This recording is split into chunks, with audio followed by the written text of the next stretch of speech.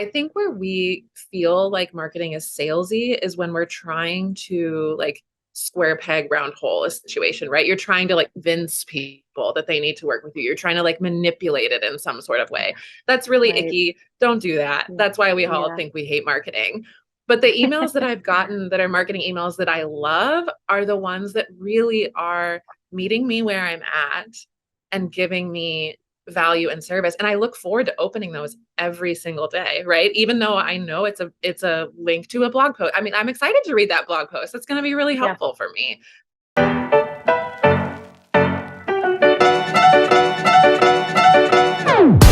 Welcome to the Designer's Oasis podcast. I'm your host, Kate Bendewald, interior designer, mama, and CEO of a thriving interior design business built on authentic word-of-mouth referrals. It wasn't that long ago that I stepped away from my corporate architecture job to build my own dream, one that would allow me more time with the people that I love, the ability to serve my clients at the highest level, and to make a great living. It wasn't always easy, and I've made my share of mistakes along the way. Fast forward to today, and I've learned a thing or two.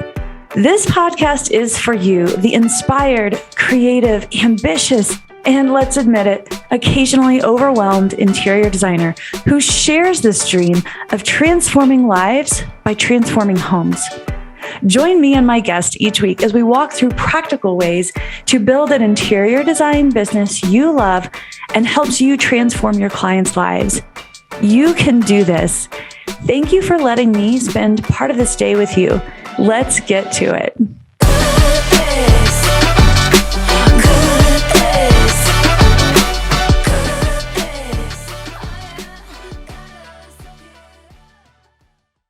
Today, I am joined by Katie Boyce, a copywriting and brand messaging expert for interior designers. If you feel like every time you post on social media, you're yelling into the digital void, it may be time to reconsider your marketing strategy. Today, we are talking about lead magnets and how effective they are at building that know, like, and trust factor with your clients. A lead magnet, alongside a nurture sequence and an email strategy, is an incredibly effective way to connect with your ideal client.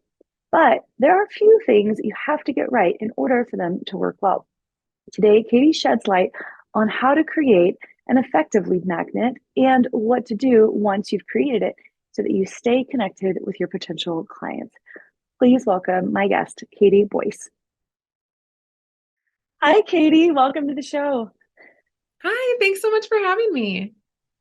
All right, guys, today my guest is Katie Boyce. Katie is a copywriter and brand messaging expert for interior designers. And Katie, I came across you and your website and your Instagram a few months ago, and you had some really great information about lead magnets. And I know as a copywriter, you could probably talk about a million different topics, but I wanted to specifically bring you in and have you share your expertise on lead magnets and how interior designers can use them as part of their marketing strategy. And so I'm so grateful we hopped on the phone and you were like, yes, well, let's talk about it. And so here we are. I'm thrilled to have you. How are you doing today?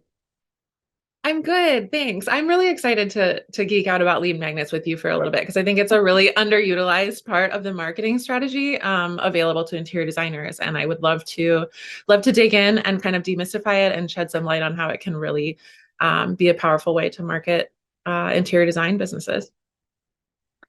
Oh, I'm thrilled to get into this. Yeah, I think it's one of those things that I can guarantee you every listener listening to this episode has engaged with the lead magnet themselves from a user standpoint. It's a free download, PDF, a free template, free guide. If you've been on my website, I definitely offer some lead magnets.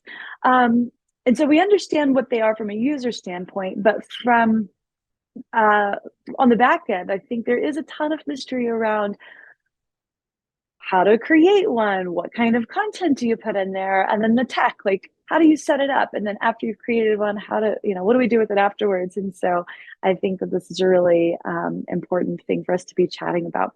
Before we get into that though, tell us a little bit about yourself, Katie. Where are you from and how did you get into the world of copywriting and specifically focusing on interior designers? Yeah, so I am chatting with you today from Minneapolis, Minnesota area. And as far as how I got into copywriting in general, I would say on accident. I have been adjacent to the art and design field forever. My undergrad is in fine arts. I was actually in grad school for interior design for a minute, but the 2008 recession made that look like a very poor investment on my end. So I stayed adjacent, worked at the Crate and Barrel Furniture in Harvard Square, built store displays in anthropology. I've just always been trying to figure out how to create a space for myself adjacent to the interior design niche, which I love so much. And the copywriting bit fell into my lap accidentally when I was staying home with two littles, and a friend DM'd me and said, "Hey, I know you like to write. Do you want to write blogs for this new place I'm working?" I had no idea what it was. And I was like, "Yes, please give me something to do." It turned out it was Better Homes and Gardens. And they were like looking Yeah. for some blog writers. And so I partnered with them for years. And it just kind of occurred to me, um, interior designers as a whole and creatives in general don't love to market themselves. They're so good at their craft. They're so good at what they do. And yet there is often a disconnect when it comes to marketing. And I just felt like this was this perfect opportunity to fill this void and really be of service to this niche that I love so much, and also get to like stay in this field that I've forever been obsessed with and know how to talk about. So it was just this perfect synergy of events and decades kind of all coming coming together in the perfect way. Yeah, well, that makes so much sense, and it's interesting. And I forgot you had told me that you do have experience in interior design, and um, and it's interesting how things play out over time. All right, so I want to start by hearing from you exactly what is a lead magnet, and why should an interior design business owner consider having one for their prospective clients? Yeah. So a lead magnet is a word that basically means anything that someone is willing to exchange their email address for. So it is a way you find and attract leads, and you give them this free bit of content or value, something in exchange for their email address. So, like you said, we've all interacted with these, even if it's something as simple on like a clothing website of like, give me your email address in exchange for 15% off. That is their type of lead magnet. For service providers like us, a lead magnet is typically something like a value add, like you said, a PDF guide, or maybe a gated piece of content that wouldn't be a blog for everyone to read on your website, but is like a longer form blog that someone can access in exchange for their email. So it's a way to give some value and provide some intel that people really already want, but getting their email address in the meantime, which is such a powerful marketing tool to have access to people's emails as opposed to just being beholden to the social media algorithms. Oh yeah, I'm glad you mentioned that. I want to talk about that. I know personally from talking to hundreds of interior designers that there's a lot of pressure to get that social media aspect right in order to attract new clients, but they struggle to not only create an effective and consistent content, but it feels like yelling into an empty bucket or digital void. And so now I'm not suggesting that people ditch their social media efforts, but can you talk about how having an email list is different and perhaps more valuable than having a huge, say, Instagram following? Yeah, absolutely. First of all, I always like to say to clients, I think Instagram is kind of like the bad boyfriend of marketing. Like he's real cute, real fun, pretty sexy, but also when you really need him, like never fails to let you down. Like you spend hours like creating a reel or creating all these posts and put them out there to like no likes, no engagement. And then you're wondering like, what did I do wrong? Mm-hmm. So Mm-hmm. Instagram is such a great way. I always think it's like Instagram is the way to meet people at a cocktail party, right? Like you get this first interaction with people. There's a lot of ways to leverage Instagram to get your name and your brand in front of people who might not otherwise have heard of you. But the trouble is, those followers don't necessarily translate into paying clients or into actual leads, because when we're on social media, we're kind of dissociating. We're there to be entertained, we're there to consume. We're not really there to purchase or to engage in a more meaningful way. And not only that, but Instagram, I think I just read the other day that even for big brands with over like 500,000 followers, I think the stats show that maybe 10% of people will see any given post, 2% will see any given story. 2%. So that's a lot of time and energy invested onto a platform that frankly isn't working very hard for you. And so I'd agree totally. It's not worth getting rid of Instagram. I think it's incredibly powerful. And also, I think we need to leverage Instagram to bring leads to a place that we can control and that we have more autonomy over. And an email list is the perfect way to do that because people read emails. I think the average open rate for an email is more than 20%. So that's 10 times what an Instagram story is. That's Oh, incredibly wow. valuable. Interesting. Yeah. Yeah. Right. Because you own your email list and you have control over it. And then people can opt in and opt out as they want. And the other thing too that I don't know if this resonates for others that are listening, but I know how I engage with Instagram a lot. You're right. So when I just want to like screw off and like kill a few minutes of my time or hour, whatever the case may be, as if I had an hour to scroll on Instagram, that sounds dreamy. But you're right. We do go there to be entertained. It's not necessarily the first place I go to say find a copywriter or to say find interior designer. However, I use it a lot of times if I'm scoping out a brand or a company or somebody that I'm interested in engaging with. I've already been to their website and have sort of learned a bit about them.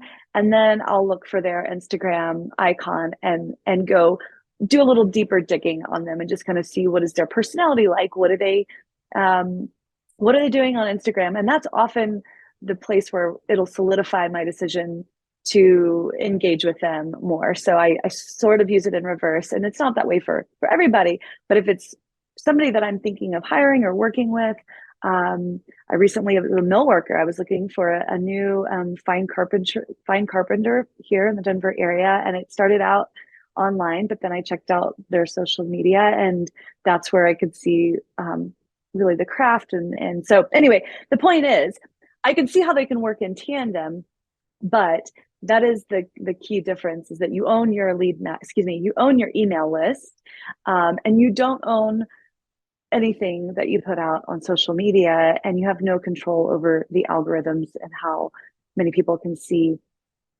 your stuff. That's not to say, I'm not here to say you should ditch your social media, but it's two different, it's two different approaches to your marketing strategy. Okay. So, you say that lead magnets are a great way to start, and it's kind of a baby step into the marketing, into your marketing strategy because it's kind of low cost and low stakes. That makes a lot of sense to me, but can you kind of share with us your opinions and thoughts on what makes a good lead magnet if you're going to go through this effort of creating one?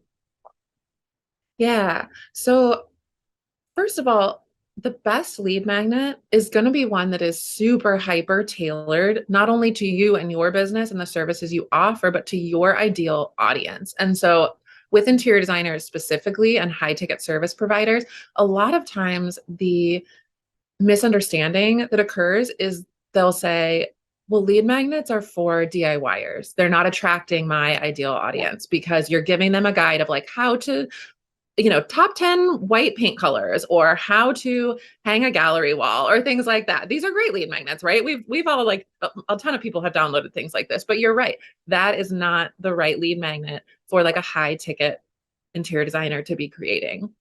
So the questions that we need to ask ourselves is first, who is my ideal audience? Who am I really trying to attract? And getting super crystal clear about that.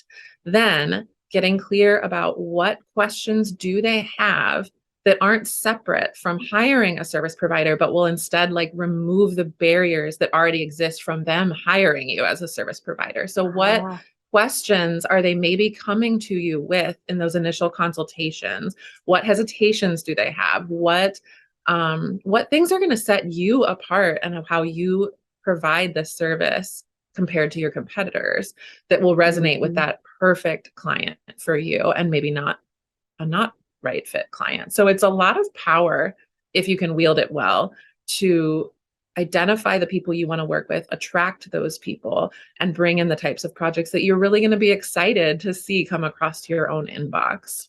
You just touched on something that I hear a lot, that there is this preconception that lead magnets are for DIYers. And that's probably because that's the kind of stuff that we've engaged with ourselves. And so that's where that perception comes from. But what you're saying is instead to tailor your lead magnet specifically, very tailored to your ideal client and the kind of projects that you want to be working on, and that showcases your expertise and that showcases kind of what sets you apart from your competitors and what makes you different. Can you give me an example of maybe a lead magnet that would fall in line with what you're talking about? Yeah, absolutely. So like I mentioned, I think a really key bit of intel gathering is to look at those intake forms from clients you've loved in the past, and what problems were they bringing to you initially, and what questions did they have, and from that then creating I really love like gated content for interior designers. So maybe on a blog you highlight a project, or on Instagram you highlight a project, but you probably only show like 5, 6 images, but I guarantee you have 100 from that photo shoot at least. So like, why not go like deeper into it, of like 20 images you didn't get to see from this project, plus our thoughts on like why we selected A, B, and C. Or like, I think what people really want to know isn't the what of what interior designers do, but the why and the how. So like, if you can kind of tease that. So like, another one, like, take a look at past Instagram posts. Which ones performed really well and got good engagement? And how can you take that 1 or 2 steps farther? So again, if you like showed a mudroom that was really gorgeous that people loved, what if then you created a PDF guide with a bunch of images on like, our most loved mudroom, here's 7 things you didn't see on the gram, or something like that. Like, that's juicy. I would give you my email address for that. I want to know like what you did. So not only is this showing what you do and the beautiful things and how you're helping your clients, but it's specific to you. It's not a DIY tutorial. I mean, they might get inspiration for their own things, but you're positioning yourself as the expert in that instance, and you're making people say not only like, damn, I want that mudroom, but damn, I want them to make that mudroom for me. Right. So yeah, really dig into the why and dig into like how we did this. Other things too, I think, like, don't be afraid to lean into your process a little bit in these lead magnets. Yeah. That's a question that clients are absolutely going to have when they're trying to figure out what interior designer to hire, is like, what is their process versus this other person's. Yeah, That answer your absolutely. question? Yeah, no, those are great examples. And I think the simpler, the better, in my opinion. But I do think that the idea of a case study is really, like what you just described with the mudroom example, is really great, because it's doing 2 things. One, it's inspiring them, right? It's making them feel the sense of urgency and desire to like create this thing for themselves. 2, it's displaying your expertise, how you were able to kind of bring this all together. And I think it's okay if do you agree with me that it's okay to somewhat make, I'm not suggesting that you make your content, make it feel more complex or unattainable for your clients. It's the opposite of what we're trying to do. But showcasing that, hey, there's so much thought that goes into these spaces. The finished product looks good and we make it look easy, but there's a whole lot of thought that went into getting us to where we went, to getting us to where we got, excuse me. And I have that knowledge and expertise to be able to help you think through all of that for your space. This isn't your space. Your space has different needs, different restrictions, different aspects and contexts that are going to make it different. So that showing your expertise piece, I can see how that could be extremely valuable. Absolutely. I think as you were talking, another idea that came to mind was like, how we went from the initial mood board to the finished space, and showing that, again, people love before and afters. But I think what puzzles most people who don't have that designer brain is like, why did they make all these choices? How did they make these choices? And so when you can walk a client through that, you are, again, showing them your expertise and really leveraging that in a really tangible way. And also helping them to just start to see what could be possible in their own home if they were to work with you, which is really compelling. Right. Okay. That makes a lot of sense. All right. So, and I was just reminded, I do have a podcast episode on this if you're listening, and we'll link to it in the show notes. But episode 29 is all about lead magnet ideas for interior designers. So, Katie's going to share with us a whole lot more today about the why behind it and kind of what to do next. And if you want some more ideas on how to do this and the type of content that works, this episode is going to help you, but so will episode 29 if you want to go listen to that as well.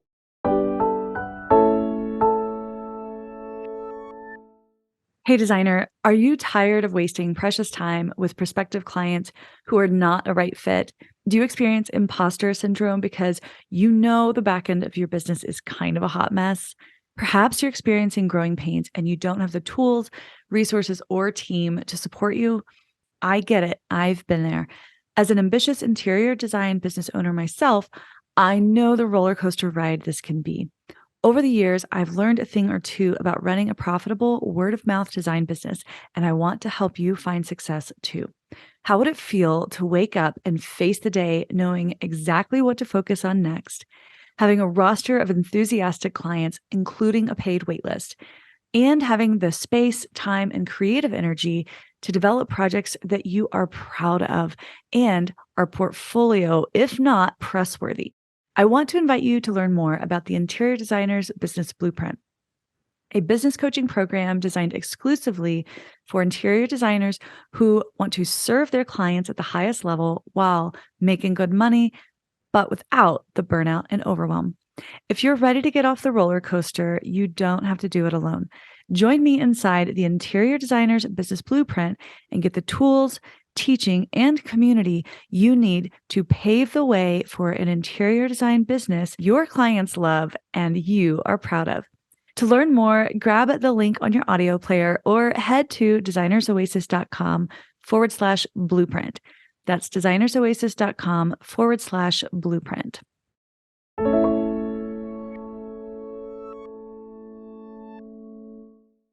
So I want to ask you next, let's say that you have gotten clear on your ideal client. You know who your ideal client is and you know what their pain points, you know what they want, right?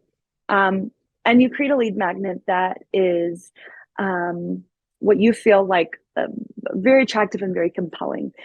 What's next? Because I think that's where the mystery kicks in. And I think that there's a lot of people who the tech piece might be a barrier, but also maybe writing isn't their area of expertise.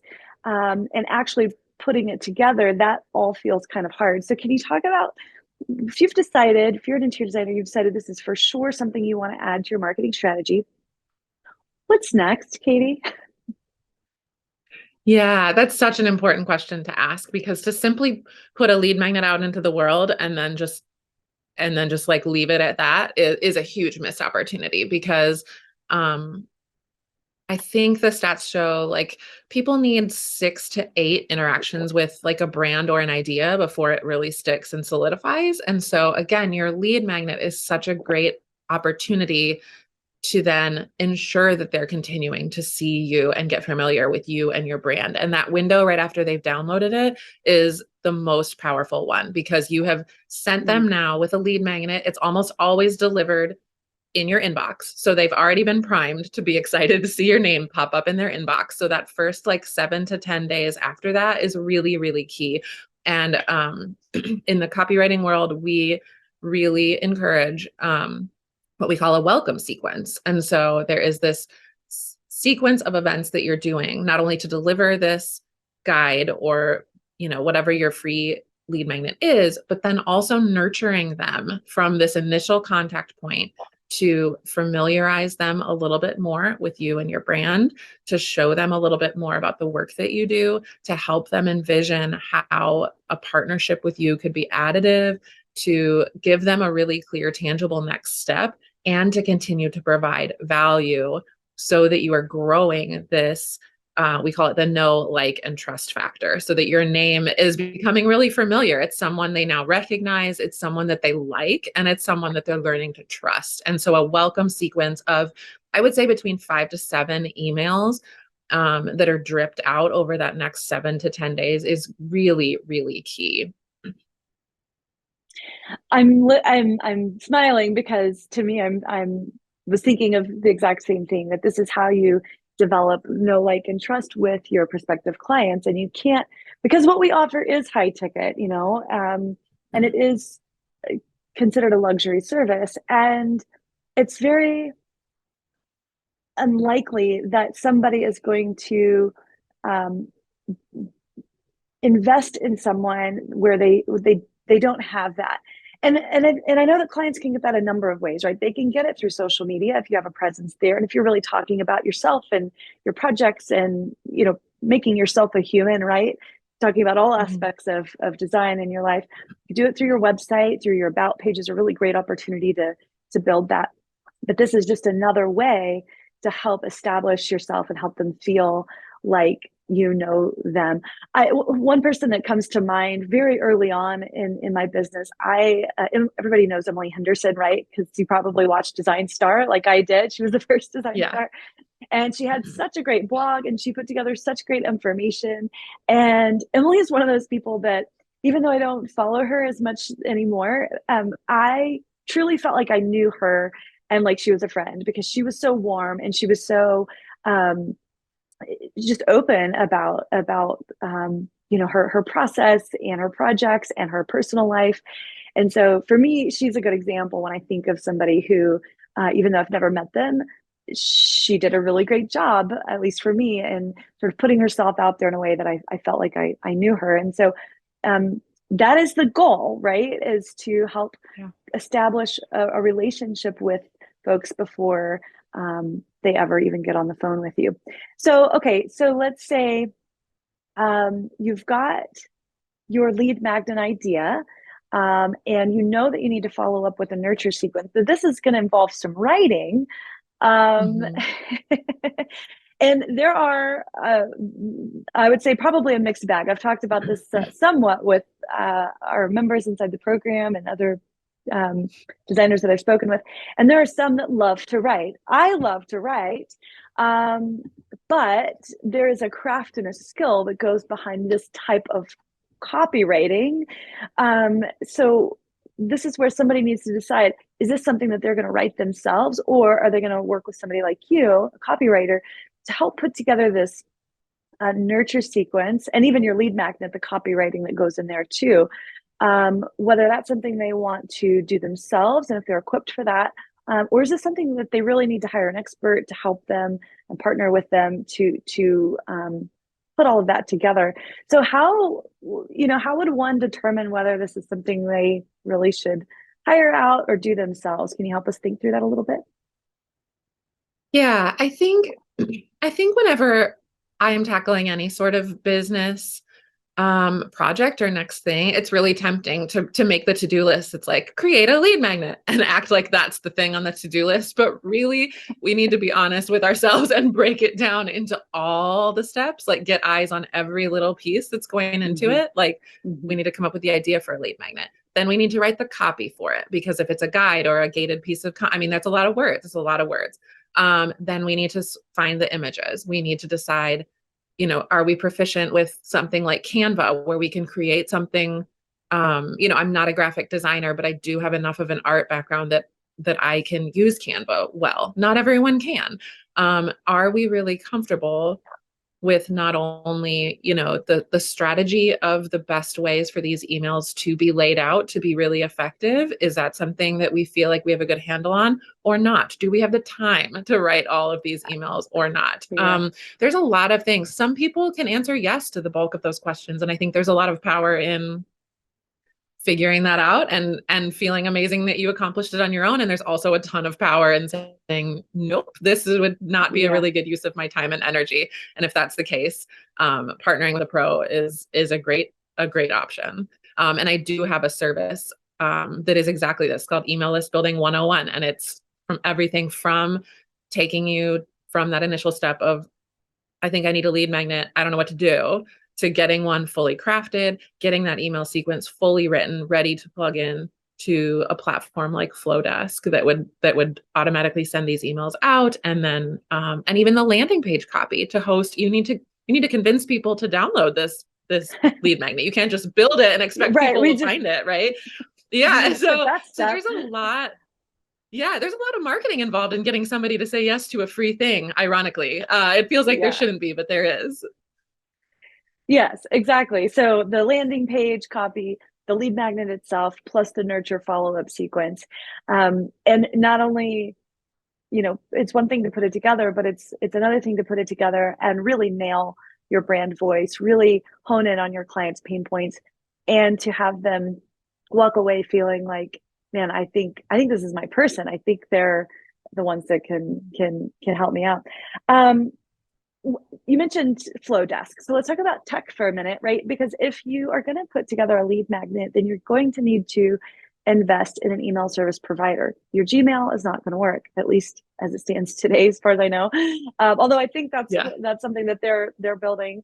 So an email service provider is a software that collects and stores your email list and the names, and you would send out the emails through that. And there's a whole lot of them out there. You mentioned one, which is Flowdesk. There's Mailchimp. There's ConvertKit. There's even more. Because we're not digital marketers and marketers or online business owners, we're service providers. I think it's worth doing a little bit of research on which one is going to be kind of the easiest to get into, because some of them, they're very, in my opinion, they can create really complex funnels for people who are digital marketing experts. And I think that's a little bit more than maybe what we're trying to do as creative service providers. So I have never used Flowdesk, but it sounds like you like that one. I think Mailchimp is a pretty easy one too, and I even think they have a free version up to your first 500 people. So that could be a really nice way to get started. But anything you want to add to the tech piece around like thinking through that? Yeah. Like we were saying before we hit record, tech is not my strong suit. I have put off many a thing that I know I should do for my business simply because the idea of tackling the tech of it made me a little nauseous. So I always feel like people get on these podcasts and they're like, it's so easy, blah, blah, blah. I'm like, I don't think you know who you're talking to. Yeah. So if the tech piece is intimidating, I I promise it can be figured out. I mentioned Flowdesk. That's what I use specifically. And what I know a lot of designers like because they have really pretty templates. And if you wanted to continue to do something like a newsletter or something where you really wanted a lot of visual components, I do think Mhm. Flowdesk does a good job of that. Mailchimp, like you said, I've heard is super easy and it is free to start out with. So if you're looking for a super low stakes, low entry point, it'll absolutely get the job done. I think that's a great option for a lot of people who kind of want to dip their toes in with a really low commitment option. There are a bunch of different options out there. Of course, everyone has different opinions about what is best, but I think any of them will get the job done for you. I think when people start to have really specific ideas, it's because they have these just massive, like 40 arm, tentacle funnels of just like different things, which is way more than 99% of interior designers need. So Yeah. I would keep it as simple as you possibly can, and just let it do the work for you. But yeah, these, like you were saying, Gmail won't do it because the nice thing about these emails is that you set them up once and then they're automatically triggered. So when someone enters on the form on the bottom of your website or a pop-up ad where they enter their name and their email, they automatically go into this funnel where now the first email they get will be to deliver this lead magnet to them. The next email will be maybe like a welcome email, and they'll just automatically drip every day, every other day, however you set it up. So it really is set it once and forget about it. And you can personalize them so their first name is inserted and it feels really warm and cozy. And you're really, like you said, building that kind of best friend vibe with these Yeah. new leads. Yeah. You made me think of one question, and I know that this is what you do, right? So there's no way we'd be able to get into all of this in depth, but high level, can you kind of share a little bit about what would be included in this nurture sequence um, that would get dripped out over time? What would we put in there? Yeah.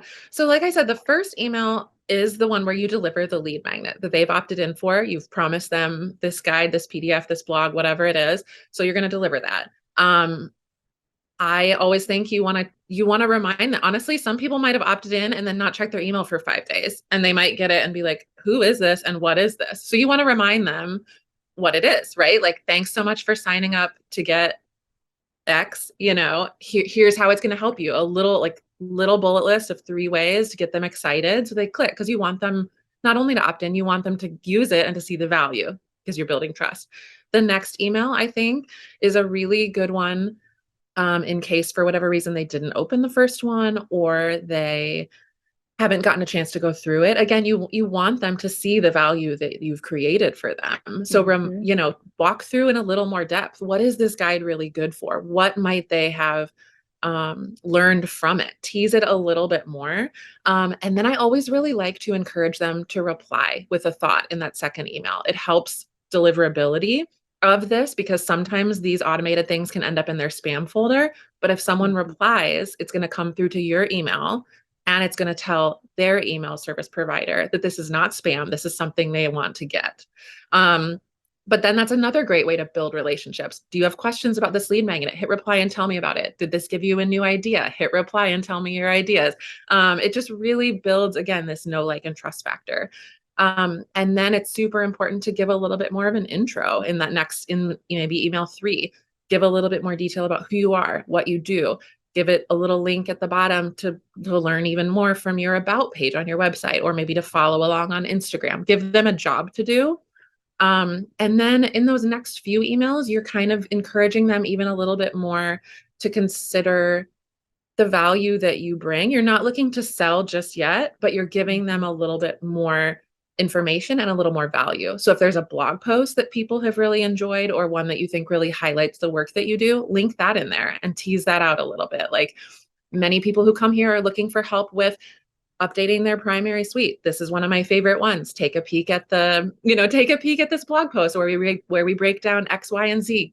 Make them familiar with your blog. So you're giving them a job with every email that you send, and you're helping them to get to know different aspects of you and your business to continue to build that trust and to get them excited to see your name pop up in their inbox. Um, and then I think by emails 5 or 6, you can give them a little bit more of a pitch about what you do, specifically what types of clients specifically you really like to work with. Again, get really, really specific here. And then invite them to book a consultation with you. Invite them to look at your services page on your website. But I think those are some really key components to a really good welcome sequence. This is great. And so what I'm hearing is it's a serve, serve, serve, give, give, give, give, give, um, before you're selling, and that is part of the know, like, and trust um, model. Which, let's be honest, that's the right thing to do. I mean, Yeah. it's good business too, but you just gave some really great ideas on how you can serve, how you can build um, authority in what it is you do in a way that is very friendly. And it's just by continuing to offer them um, content that they're going to really enjoy and appreciate getting and engage with. I'm already hearing questions from designers in my head, and one question I know somebody's going to ask is, well, what if, like, I feel it feels pushy to send 5 to 7 emails over the course of 2 weeks, and that makes me feel a little nervous, a little anxious. Or what if they unsubscribe? So how do you address those hesitations? Yeah. I think I would first say that unsubscribes are not bad things. If someone is unsubscribing from your email list, they were never going to buy or partner with you in the first place. So they're not in the right place, and that's fine. And Don't B, take it personally. yeah, don't ever take it personally. Honestly, like, the most successful marketers say again and again and again, like, every unsubscribe, every unfollow is great. You're pruning your list to be people who really want to be there. I think where we feel like marketing is salesy is when we're trying to, like, square peg round hole situation, right? You're trying to like convince people that they need to work with you. You're trying to like manipulate it in some sort of way. That's really Right. icky. Don't do that. That's why we all think we hate marketing. But the emails that I've gotten that are marketing emails that I love are the ones that really are meeting me where I'm at and giving me value and service. And I look forward to opening those every single day, right? Even though I know it's a link to a blog post. I mean, I'm excited to read that blog post. It's going to be really helpful for me. So yeah, I would encourage if those questions are bubbling up from you, I would encourage you to give them a little bit of a reframe. If really what you're doing is adding value, then the right people are going to be thrilled, and the wrong people will show themselves out, and that's a win-win all the way around. Thank you so much for that, because it's not only helpful for me, because I do send out thousands of emails, and we always get unsubscribes, and I always have to remind myself, like, that's okay. A healthy list is better than a big list. And I think that's the goal here. And you just really put a finer point on that. Okay. And so continuing to think about, just to wrap this up. So let's say you do this nurture sequence and you get to that last one that is a pretty direct call to action. Book a call with me. Let's see what we can do together. What do you recommend doing after that? In terms of staying connected, is it weekly emails? Is it monthly, quarterly, bi-monthly? Does it depend on who the designer is? What do you say about continuing to nurture them? Because my guess is that you might get through that 7-day period. And let's say somebody who is interested in your service, maybe they want to do like a major renovation, but they're not quite there yet, right? This is something maybe they want to wait till their kids get into kindergarten or their kids go off to college. Something is happening in their life that's preventing them from getting started yet.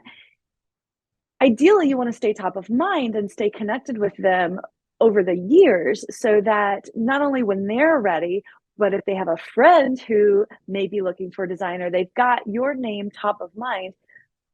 Do you have suggestions on how often to stay connected with them? And let's say you're not a blogger, you're not putting out content every single week. Are there some other ways that we can engage with these folks in a way that feels good for us? Like not pushy, not salesy. Yeah, absolutely. Yes, this is going to be work for you, to keep creating this content for your list. So consider what work you're really willing to do. Are you truly willing to write a weekly newsletter? Some people are. They can sit down and like bang it out in 10 minutes and it feels good. Other people like don't allow a made up pressure to produce content every week to prevent you from doing this work, because it's really important for a solid business. So to answer your question, how often should you reach out? I think that's really specific to you and what you want to commit to. I have email lists I'm on where they, like clockwork, send an email every Sunday morning at 10 a.m. I have other email lists I'm on where they unapologetically say, I'm going to send you an email when I have something to say. And so sometimes I'll get 2 in a week and I won't hear from them for 3 to 4 weeks. And that's fine, because when I do get that email, it's really juicy. And I know that I'm like excited to open it, because they wouldn't have emailed me if they didn't have something good to say. So I think that's another thing in one of those last emails you send in that welcome sequence, prep your audience for that. Let them know what to expect from you. Maybe in the PS at the bottom of like, I know you've gotten a lot of emails from me this week. Just so you know, here on out, like expect to hear from me how often, or whenever I have something really juicy to send your way, like prime them to get excited for what this is. And then, if you're not a blogger and you don't have content that really feels like worth sharing, then don't. No one's gonna like, be upset that they didn't get a newsletter from you. Totally. Yeah. Totally. But yeah, and these can be so simple. If you do want to create, like these big fancy Flowdesk newsletters that have like 7, categories and all the pictures, great. That's really great. If you just want to pop in and share 3 pictures of what we've been up to, and it's a picture from a site visit and a picture from a mood board you've created, like that alone is great. And again, invite them to engage with you. Ask them to hit reply and ask a question that they have. This is such a great way to nurture an email list. It does not have to be this big, like, publication worthy endeavor every time. Like, talk to them like Right. you're talking to a best friend, like one-on-one. You're not creating for a huge list. You're creating for your one ideal client avatar. So talk to them that way. Oh, I think that makes so much sense. And it relieves the pressure of like having to create perfect content. It's just like you're just sending this to one person. I know when my email first started to grow, and it started out with like 25 people, and then it was 100, and then it was 500, and then it was in the thousands. Like, it was super scary to send those emails. It was scary whether it was 1,000 people, 5,000 people, or 5 people. But it's not scary anymore. But at first, it was like, how many times can you double check your grammar and your spelling and your punctuation before you send it out? And it was like, just send the damn thing. And you know what? If there's something, if there's a typo of some kind, like, it just shows that you're human, and people are forgiving and they're graceful. And isn't that the kind of people that you want to work with anyway? And if somebody's going to judge you for a typo, you don't want to work for them anyway, right? So I think think that what a nightmare client they'd be. yeah, I know, a perfectionist client. No, thank you. Oh my goodness. Well, and I think this comes back to, deciding whether to work with a pro or not to get help with copywriting. Because let's say that you have decided, okay, I'm going to go ahead and I'm going to do this lead magnet and nurture sequence as my my marketing strategy, or one of my marketing strategies. What do I need? A copywriter could, in theory, help you, like yourself, come in and write weekly blog posts using, you feed the copywriter ideas like, oh, here's some projects we're working on. Here are some new products or design trends that I'm really excited to see. Or this is what I did last weekend with my family. There's all kinds of content that could be put together, but then hiring someone to help put that together on a weekly, monthly, quarterly basis can be one way for you to outsource that. So there's way. My point is, if you're listening, there's ways to do this where if time is an issue, but you're really trying to get higher quality clients, and by the time they're getting on the phone with you, they already feel like they know you, right? This is a great strategy, but you don't have to do it by yourself. You can hire someone like Katie to help you. Shameless Absolutely. plug for you And there. in the same, I appreciate that very much. Yeah, I think it's about shifting mindsets in the same way, like, as a designer, that a client investing in your design services is not an expense. It is an investment, right? And copywriting is the same. It is not an expense into your business. It truly is an investment, because that, like, I mean, even if your email list gives you one lead, right? Like one good solid project, that is money well spent.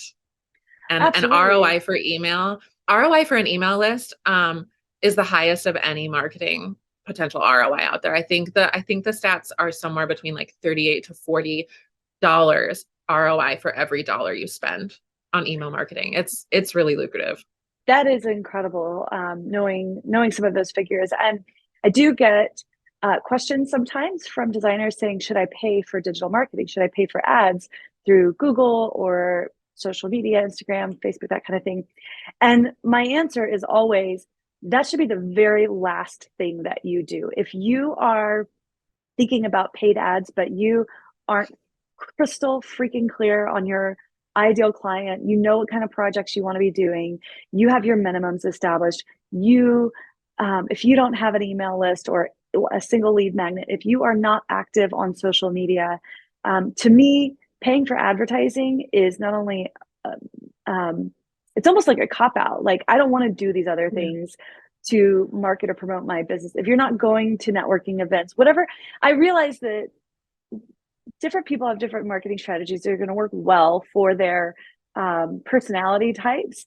For me personally, in-person networking is something that I loathe, but I will make myself do it when I need to. And once I'm there, I'm usually fine. But just getting me there and in the door can be the hard part. I'm much better with these smaller one-on-one sort of approaches. But my point is, if you are thinking about spending money on advertising, but you don't have these other basic things in play, you're really going to be wasting your money, because again, your messaging isn't going to be clear, right? And so start with a lead magnet, because that's a much more cost-effective way to establish yourself as an expert and really get to know your clients and let them get to know you. Absolutely. Two thoughts that came up for me quick. Yeah. I agree with everything that you said. As far as paid ads, I think the idea of paying for an ad to promote a high ticket item like interior design, not only because of the price tag, but also interior design is such an intimate profession. Like, are you seriously gonna like entrust your home and all the details of your life with a stranger from the internet? Like, I wouldn't. I need to know who this person is before I welcome them into my bedroom and bathroom. You Mm-hmm, know, like mm-hmm, mm-hmm. that's a no. I think if you are interested in paying for ads to expand your reach, I agree, kind of a last resort, but then use those ads to promote that lead magnet. Lead It is so magnet. much easier to get people to say yes to a free thing, and then you have them in your list and you can nurture them and see if they're a good fit that way. But yes, to simply use ads to like try to get clients for a high ticket service like that, I think is such an epic waste of money. And second of all, you mentioned getting really clear on who your dream client is. This is something that trips up designers a lot, because I think there's a fear of, if I get clear on this person, I'm leaving everyone else out and I'm like accidentally um like turning my back on potential work. And this is something I believe so strongly about. This is my lead magnet. It is a dream client guidebook to help interior designers and creative service providers get crystal clear on who that person is. It's the first step that I do with every paid copywriting client. And again, it's not a how-to guide necessarily. It's that first step of the process to really Mm-hmm. help them expand their business in this way and get really clear, because it's the most important. You have to know who you're talking to if you're going to talk to them in a way that is compelling and productive. Oh, I'm so glad you said that, because I think there is too, I think that's an easy one for early designers. They're like, oh, I need to figure this out, right? Um, but a lot of times early in your career, that can be that person, that persona, it can be vague until you've had experience. And the thing I always remind designers is that your ideal client is continually evolving over time Yes. as you evolve and as you grow. And so it's something that you consistently need to be revisiting. So even if it's something you think you know, you gotta check that every now and then and see if Yeah. your marketing language and your brand messaging is speaking to them, and looking at your lead magnet, your web copy, your social media copy, all the things. And I do want to just make one clarification. I'm not about paying for ads. I'm not suggesting that there's no place for paid ads as an interior designer. I'm just saying that that should not be your first approach, that there's so many other free and low ticket ways to market yourself that doesn't require a ton of money and is actually way more effective. So didn't want to, I don't want to throw stones at ads, because I think there is a place for them, but it's definitely a last resort. If you're not out there talking about what you do, whether that's in person or online, you gotta start there, unless you just have tons of money to throw out, which I'm guessing we don't. Oh, goodness. Katie, it has been a pleasure speaking with you today. I know that you are so passionate about the interior designers that you work with and helping them level up their business and really hone in their unique brand voice. I know, talking to so many designers, a lot of times it can feel hard to differentiate ourselves in what we do from the designer next door. And we know this is a really growing market, that the competition between designers is increased because there's more designers today than there were 4 or 5 years ago. So uh, getting that brand messaging is so important. So we're really grateful to have you in this space. I want to let folks know, definitely go sign up for her lead magnet on brand messaging. What is the name of it again? And we'll be sure to link to it in the show notes. Yeah, it's the Dream Client Guidebook, and it's a PDF, 14 pages, I think, of the questions that I ask with the clients that I work with on my brand messaging VIP weeks, because that is like the foundation of what we do. And if you download it, you can then get my whole welcome sequence and see exactly the steps like we talked about earlier in the show, like what emails should be included and what should be included in each one. So go ahead and just steal that for your swipe copy. I love that because for me, seeing examples is super helpful. And I'm always taking screenshots of like, oh, this is a really great like graphic, or this is a really great way they put this together. So why not also get an example of how these would work? But yeah, so if folks want to find you, they can not only find you on your website, which is katieboycecopy.com, but also where are you on Instagram? I'm at Katie Boyce Writes on Instagram. Excellent. I will make sure to link to all of these in the show notes. Katie, thank you so much for your time today. It's been a pleasure chatting with you. Thank you so much. I've loved it. All right. Bye for now. Bye. Thank you so much for letting me spend part of this day with you. If you're loving this podcast, please share it with a friend who you think might also love it. Or perhaps you can take just 30 seconds to open your podcast app and leave us a 5-star rating. And if you have just an extra minute, go ahead and leave a review. This helps me so much, and it helps other designers like you to find the podcast. It also adds fuel to my motivation to keep making great episodes just for you. However you choose to help, please know I appreciate you so very much. Thank you, my friend. Have a wonderful rest of your day, and I'll see you next time.